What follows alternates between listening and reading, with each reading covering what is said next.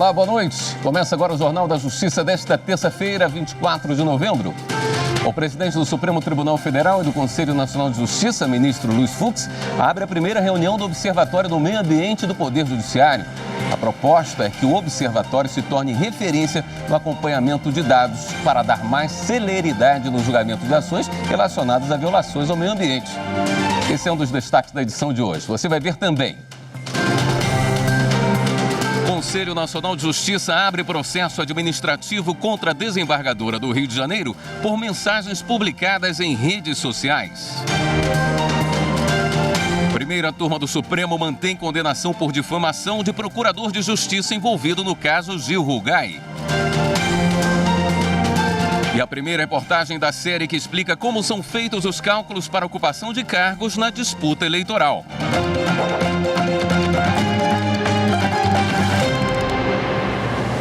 O Conselho Nacional de Justiça assinou hoje 2 acordos de cooperação técnica. Um deles com o Ministério da Saúde, que já tem parceria com o CNJ desde 2016, por causa do aumento expressivo no número de ações judiciais relativas à saúde.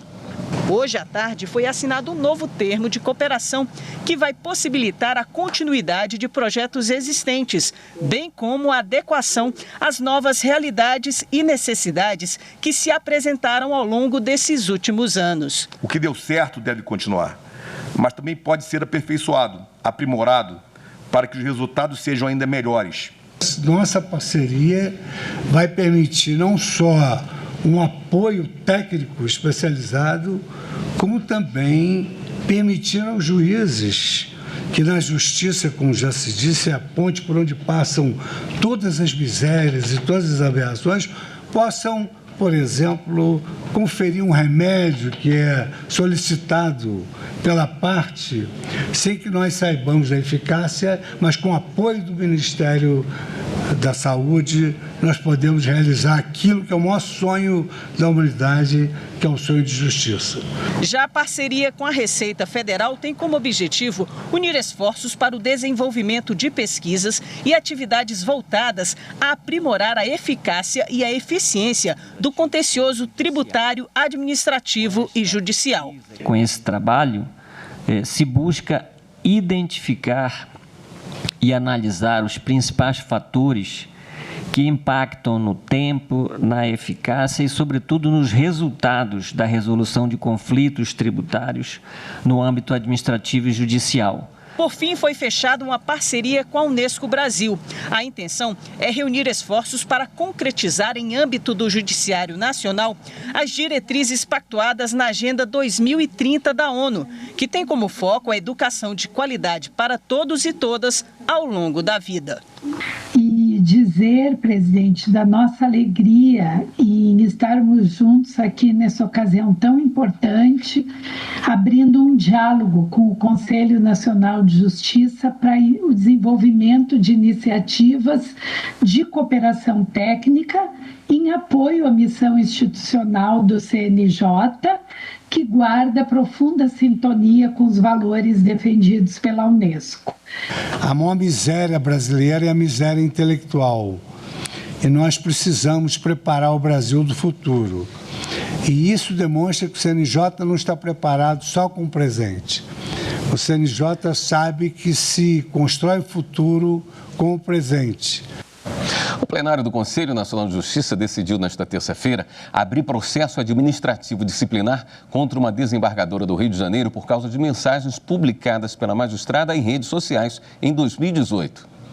No primeiro item julgado na sessão dessa terça-feira, estava em discussão o recebimento de reclamação disciplinar contra uma desembargadora do Tribunal de Justiça do Rio de Janeiro por ter publicado, em 2018, mensagens no Facebook contra o então candidato à presidência da República na época, Guilherme Boulos. Por causa dessas publicações, foi feito um pedido no Conselho Nacional de Justiça para instaurar um processo administrativo disciplinar contra a desembargadora. Na sustentação oral, a defesa afirmou que a desembargadora apenas manifestou sua opinião sobre assuntos de repercussão nacional.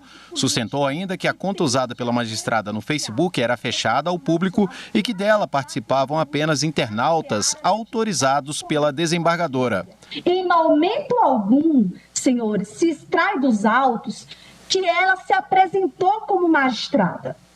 Ao revés, apenas repostou e comentou na qualidade de cidadã sobre notícias que circulavam livremente na internet. No entanto, a Corregedora Nacional de Justiça e relatora do processo defendeu a abertura de processo administrativo disciplinar contra a desembargadora. Para a conselheira Maria Tereza de Assis, a Constituição prevê sim restrições à liberdade de manifestação de juízes. No entendimento da Corregedora, a desembargadora exerceu atividade político-partidária ao publicar os posts. Exerceu atividade político-partidária mediante a participação em situações que evidenciem apoio público a candidato ou a partido político e a prática de ataques pessoais a candidato, liderança política ou partido político com a finalidade de descredenciá-los perante a opinião pública em razão de ideias ou ideologias de que discorde o magistrado. Concluído o voto da relatora, o plenário do Conselho Nacional de Justiça julgou por unanimidade procedente o pedido de abertura do procedimento administrativo disciplinar. A segunda turma do Supremo Tribunal Federal suspendeu os efeitos da condenação por crime ambiental de Washington Reis, recém-reeleito para a prefeitura de um município do estado do Rio de Janeiro. Com a decisão, fica suspensa também a inelegibilidade dele, até que os ministros julguem o mérito do caso. Washington Reis havia sido condenado pela segunda turma do Supremo por crime ambiental em 2016. A condenação se refere a um loteamento em reserva ambiental na época em que ele era prefeito de Duque de Caxias, na Baixada Fluminense, entre 2005 e 2008. A pena estipulada foi de 7 anos e 2 meses de prisão em regime semiaberto. Agora, os ministros analisaram um pedido da defesa do político para suspender os efeitos da condenação e afastar a inelegibilidade, já que o Washington Reis acaba de ser reeleito para a prefeitura do município. O ministro Edson Fachin, relator do caso, já havia votado contra, afirmando que suspender a decisão do próprio Supremo seria como legislar. Nesta terça-feira, o julgamento foi retomado com voto vista do ministro Ricardo Lewandowski a favor do pedido.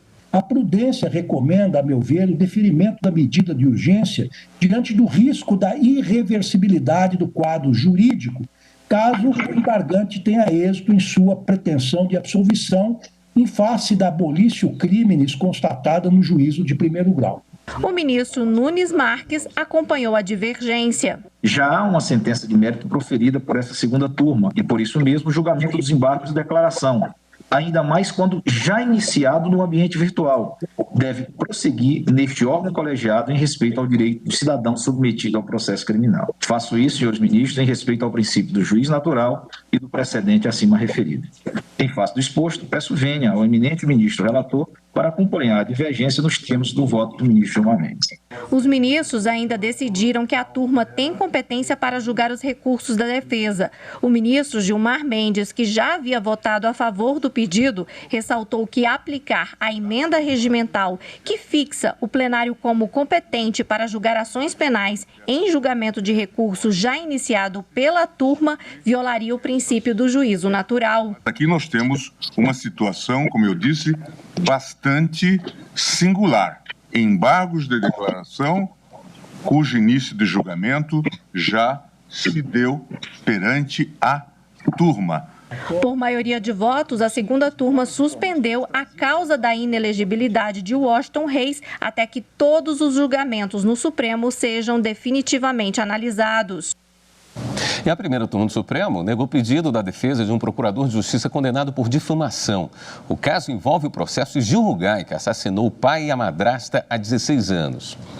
O Tribunal de Justiça de São Paulo condenou o procurador Marcos Idec Rara por difamação a cerca de 3 meses de detenção no regime inicial aberto. De acordo com o processo, ele mandou uma carta a um dos defensores do ex-seminarista Gil Rugai, condenado pela morte do pai da madrasta em 2004. Nela, Marcos Idec acusava o juiz paulista Cassiano Zorzi Rocha de favorecimento à promotora Mildred de Assis Gonzalez, que atuava no caso e era namorada do juiz. A defesa de Marcos Idec pedia a suspensão dos efeitos da condenação pelo crime de difamação e o reconhecimento da nulidade dessa condenação. O relator, ministro Marco Aurélio, negou o pedido. Surge a problemática alusiva à suspensão condicional do processo. Essa suspensão não proposta pelo querelante pressupõe o conformismo imediato, o que não se verificou no caso. Por isso estou indeferindo a ordem. Todos os ministros seguiram o relator e indeferiram a ordem. Os fatos narrados foram imputados, houve a defesa dos fatos. Agora, quem diz o direito em relação aos fatos é o Poder Judiciário e entendeu pela prática de difamação, condenando o querelado a pena de 3 meses e 15 dias em detenção, regime aberto, e substituindo essa pena privativa de liberdade pela entrega de 30 cestas básicas à entidade assistencial. A primeira turma do Supremo também começou a analisar os embargos de declaração no inquérito em que o deputado federal Arthur Lira é investigado pela suposta prática de crime de corrupção passiva. Nos embargos, a defesa fazia alguns pedidos. Um deles é que se junte aos autos os registros audiovisuais das colaborações premiadas firmadas pelo doleiro Alberto Youssef, alegando que houve falhas nas transcrições e que seja reconhecida a ausência de justa causa para a ação penal. Mas o ministro Dias Toffoli pediu vista do processo e o caso será analisado numa próxima sessão. E a seguir, os destaques da sessão plenária do Tribunal Superior Eleitoral. Não saia daí, eu volto já.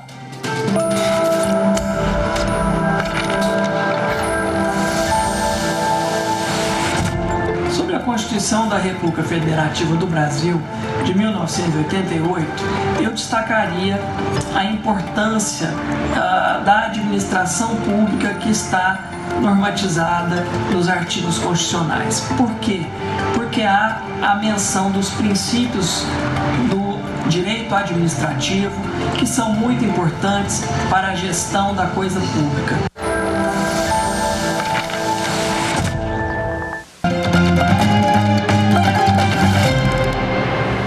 Daqui a pouco, às 7 horas, tem sessão plenária do Tribunal Superior Eleitoral. Vamos ao vivo ao TSE saber os destaques com o repórter Henrique Amaral. Oi, Henrique. Boa noite. Boa noite, William. Boa noite a todos.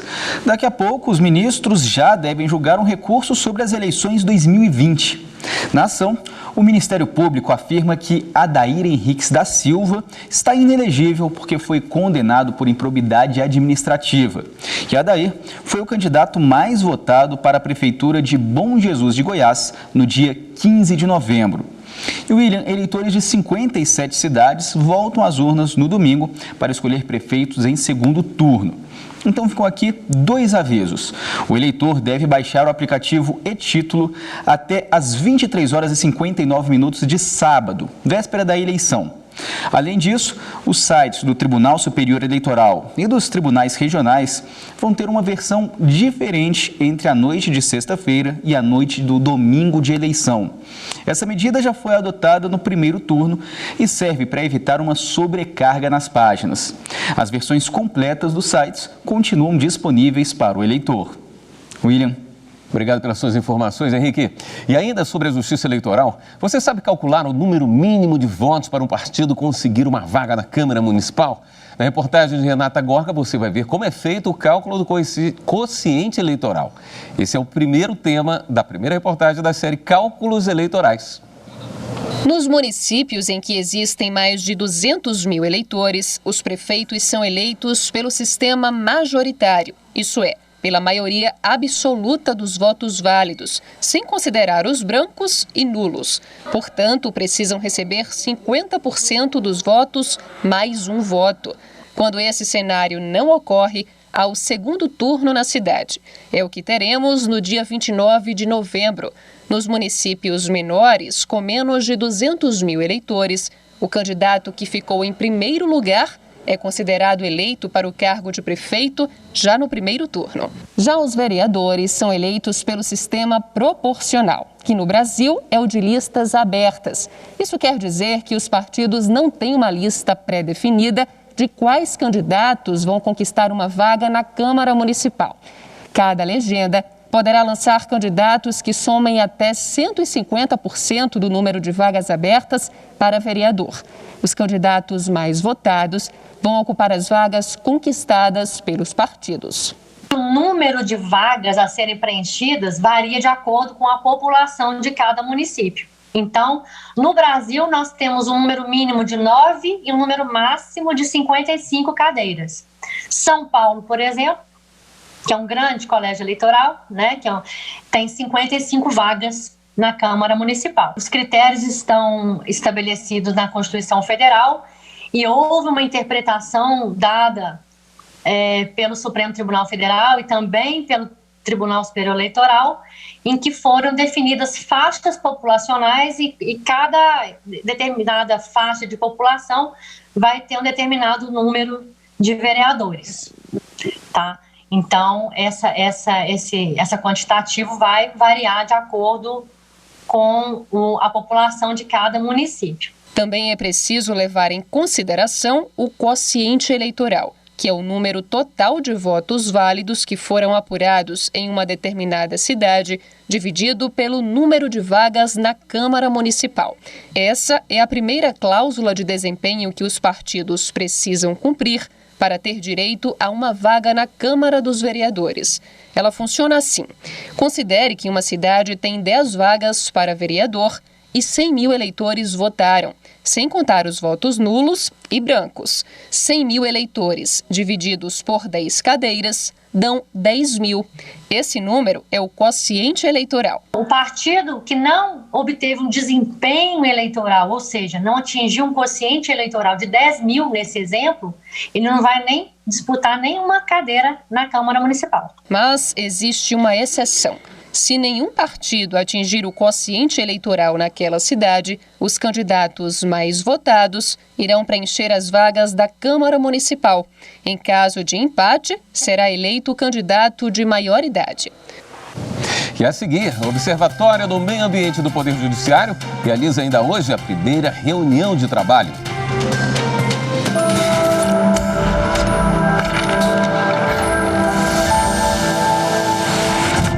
A Constituição de 1988 é um dos mais importantes marcos na história do Brasil.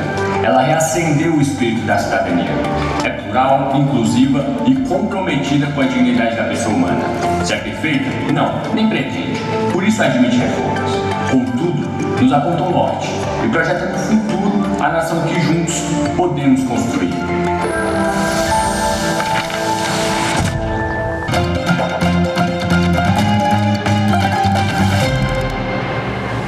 Com autorização da 10ª Vara Federal Criminal do Rio de Janeiro, a Polícia Federal realizou hoje a Operação Replicante, que investiga fraudes e desvios de encomendas nos Correios.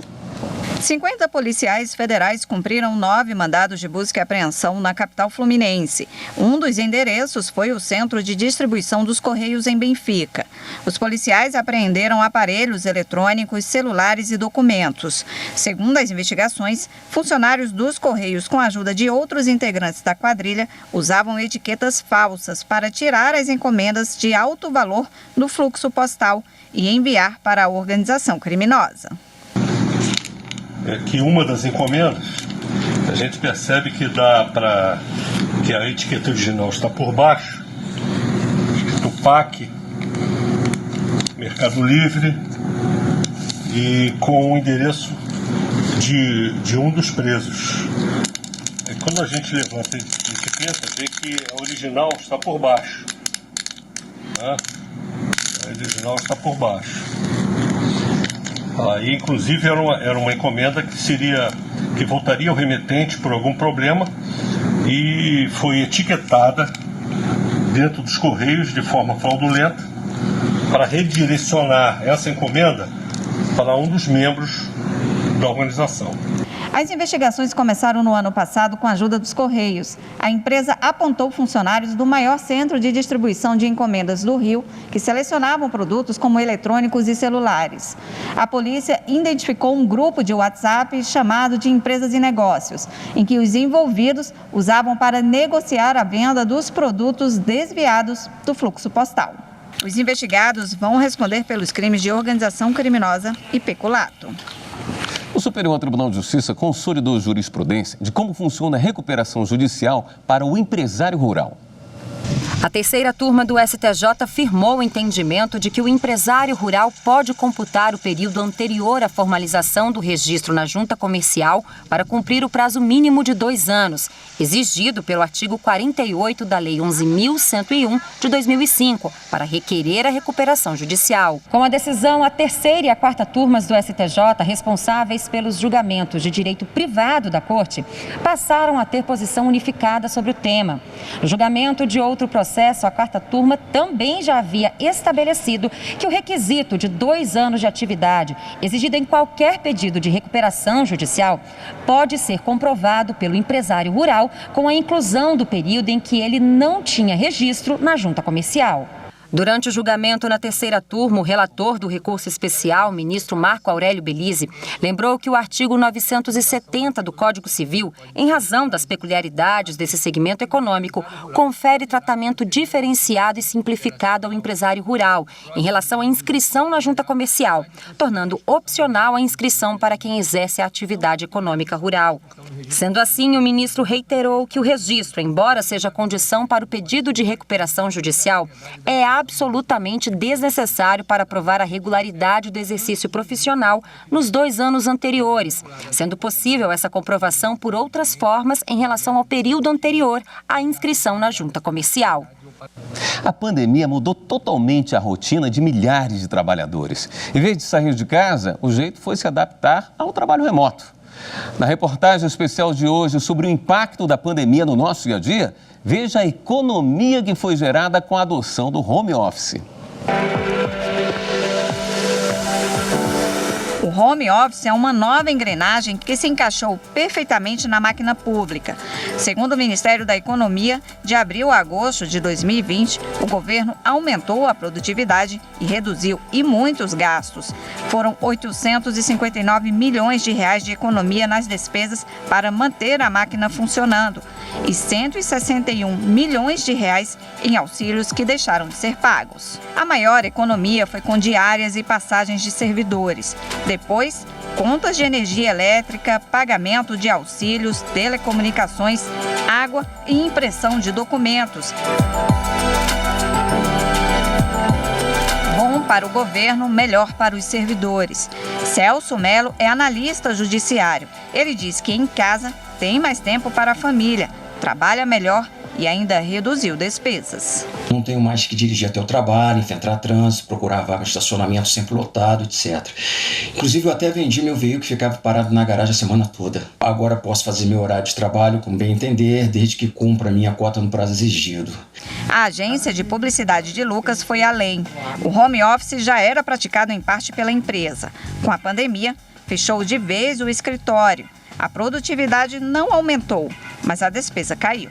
Reduziu o aluguel, condomínio, manutenção, internet, e foi uma economia que a gente poderia ter tido no começo, mas que a gente acreditava que talvez a volta fosse mais rápida do que o que de fato está sendo. A ideia é manter isso até que a gente consiga realmente voltar com segurança para o escritório. Acredito que pelo menos até o meio do ano que vem a gente deva continuar de casa, trabalhando de casa. As garantias para quem trabalha em casa também são alvos de questionamentos.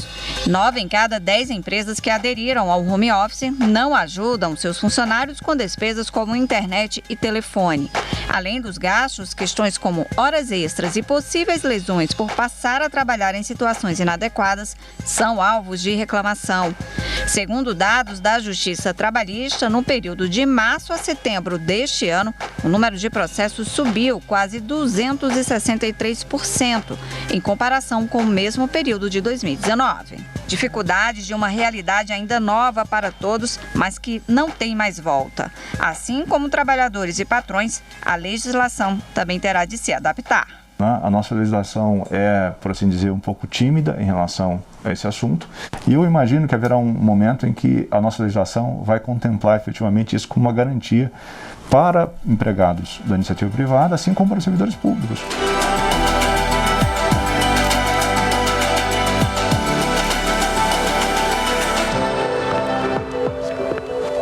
O presidente do Supremo Tribunal Federal e do Conselho Nacional de Justiça, ministro Luiz Fux, abre em instantes a primeira reunião do Observatório do Meio Ambiente do Poder Judiciário.